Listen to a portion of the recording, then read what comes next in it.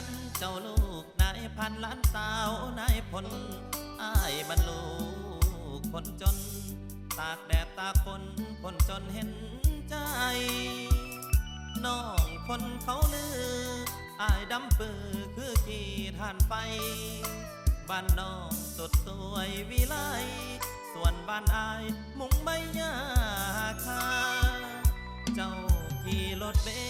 นซ์ส่วนอายเข็นรถที่พังหางเจ้าคนดีมีหังอายบ่มียังสาวให้สาวนาน้องงามดังหงเปรียบอายคงได้ดังเส้นกาบ่มีดอกวาสนาที่ได้มาเป็นคู่อยู่พินได้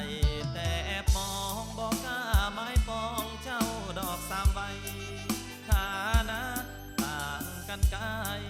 ถ้าเปรียบไปเหมือนฟ้ากับดิน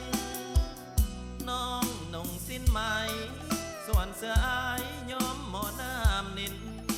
ไก่ปีดอาหารอยู่พินส่วนไอ้กินแต่ฟ้าแดกปองเจ้านอนบนเตียงแต่อ้ายมีเพียงปากฟ้าไม่ไผ่เจ้าคนมีมากมายมีคนนับใส่มากมายกายกองน้องใส่แว่นเพชรแว่นไอเฮ็ดด้วยเศษเล็กทองเปรียบอ้ายเส้นปากกระป๋องโคตรจ้องงองบ่มีมองไป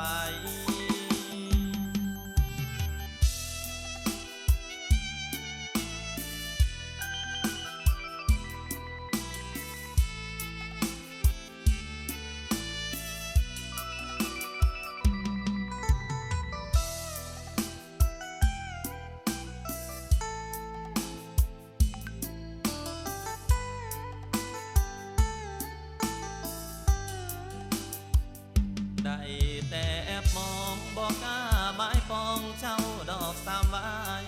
ฐานะต่างกันกายถ้าเปรียบไปเหมือนฟ้ากับดินน้องนุ่งสิ้นไหมส่วนเสื้ออายย้อมหมอน้ำนินไก่ปีดอาหารอยู่พินส่วนไอกินแต่ฟ้าแดกฟองเจ้านอนบนเตียงแต่อายมีเพียงปากฟ้าไม่ไผ่